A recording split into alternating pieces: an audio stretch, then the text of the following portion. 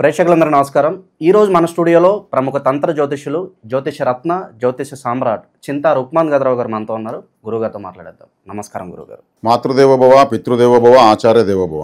గురుగారు, జూలై మాసంలో కుంభరాశి వారి పరిస్థితి ఓవరాల్గా ఈ నెల ఎలా ఉండబోతుంది? ఏళ్ళనాటి శని చివరి దశలో ఉన్నారు. ఎలాంటి జాగ్రత్తలు, పరిహారం తీసుకోవడం వల్ల వీళ్ళకి మంచి ఫలితాలు ఉంటాయంటారు గురుగారు? కుంభరాశి వాళ్లకు 2025 జూలై మాసంలో ఫలితాలు మనం మాట్లాడుకునే ముందు వీరి గురించి వారి యొక్క సహజ సిద్ధమైన లక్షణాల గురించి కొంచెం మాట్లాడుకుందాము. కుంభము అంటే కొండ, లేదంటే ఒక బాణ.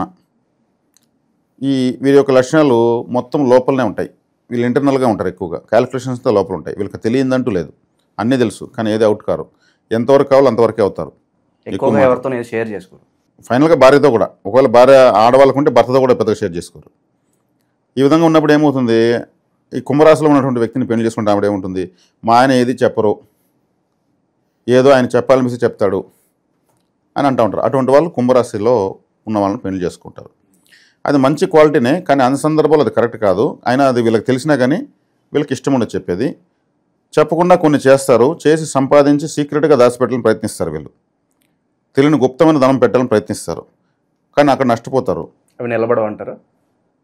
రేర్, ఎక్కువ ఊరుకో నిలబడతాయి, వీళ్ళకి నిలబడవు, ఎక్కువ మంది నిలబడవు. అది ఇంట్లో తెలుస్తుంది, వీళ్ళు చెప్పకపోయినా తెలుస్తుంది. అందుకే వాళ్ళని కుటుంబ సభ్యులు అంటారు. అడిగినాగానే కొంత చెప్తారు, నోరు తప్పించేసి. ఎంత నష్టం వచ్చినా వీళ్ళు పదర్రు, ఎంత కష్టం వచ్చినా పదర్రు. ఎక్కువగా మందికి వ్యక్తం చేసుకోరు. అంటే చెప్పడం వల్ల నా సమస్య తీరుతుందా? తీరదు కదా. అంటే నాకు సమస్య ఉందని ఎదుటివాడికి తెలియజేసినట్టు అవుతుంది. అటువంటిప్పుడు చెప్పడం ఎందుకు? సమస్య ఈ రోజు ఉంటుంది, కొద్ది రోజులతో పోతుంది.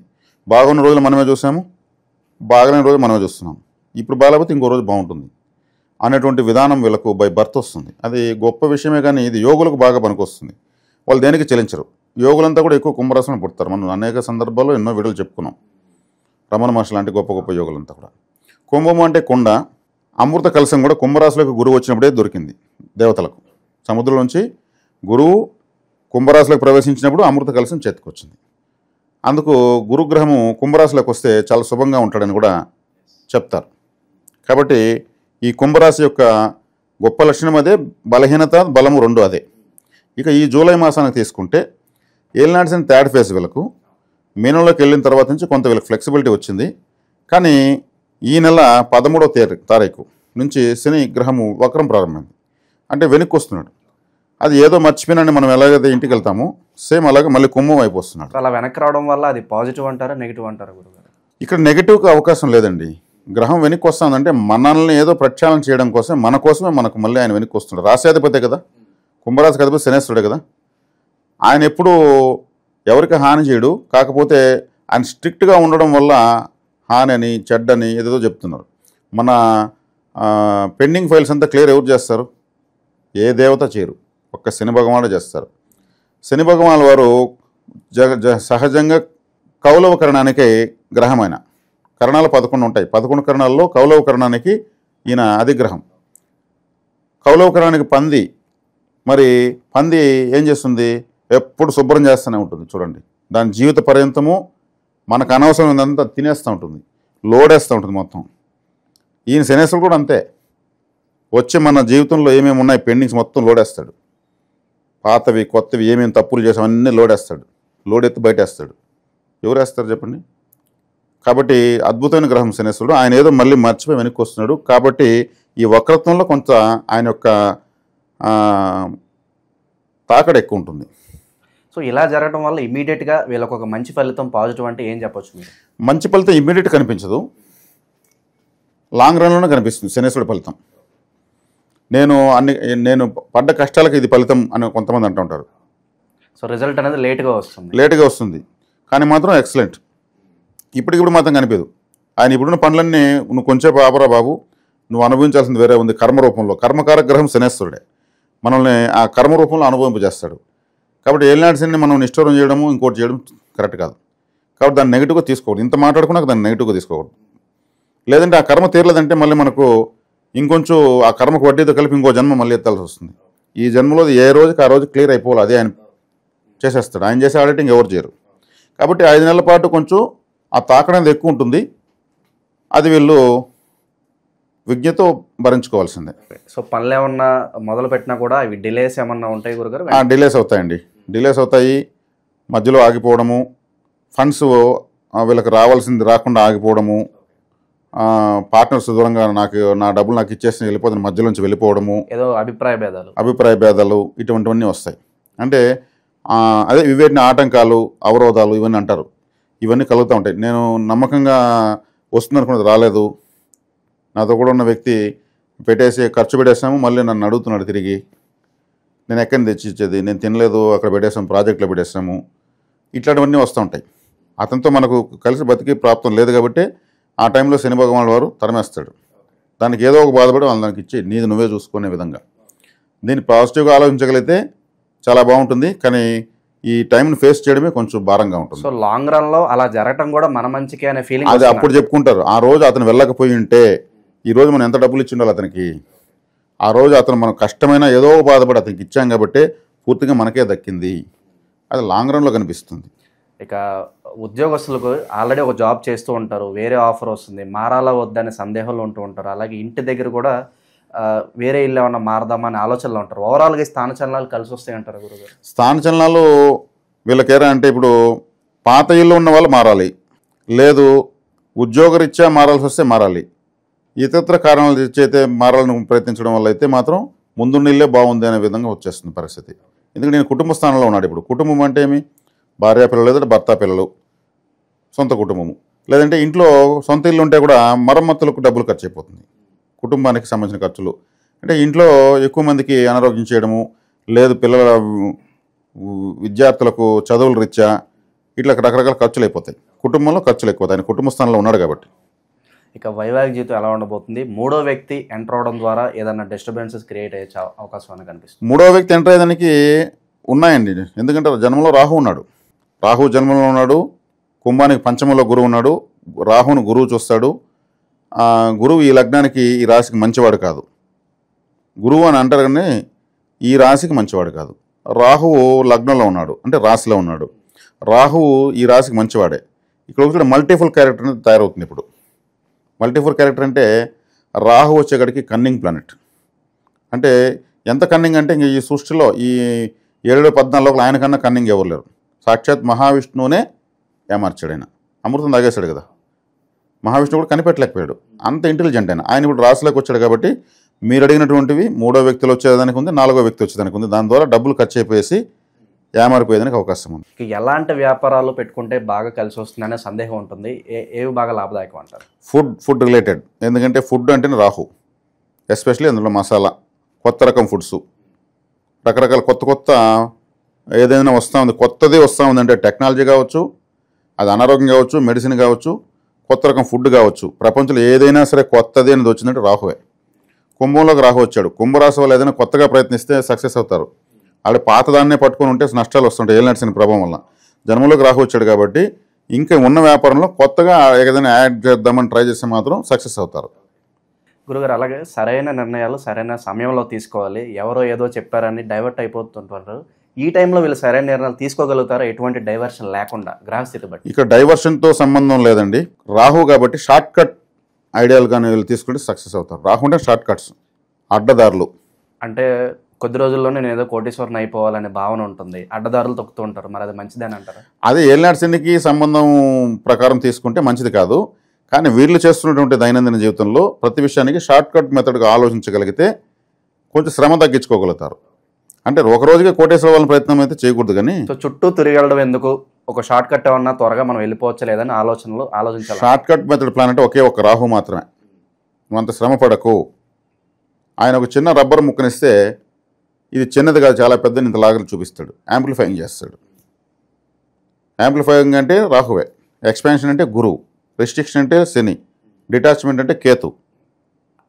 కాబట్టి రాహు వచ్చే కాడికి షార్ట్ కట్ మెథడ్స్లోనే జీవితాన్ని ఇస్తారు. షార్ట్ కట్ మెథడ్స్ వీళ్ళు ఫాలో అయితే చాలు. ఏలినాటి శని ఉన్నా లేనట్టే. రాహు ఉన్నాడు కాబట్టి బలవంతుడు రాహు. రాహు కుంభంలో చాలా సంతోషంగా ఉంటాడు.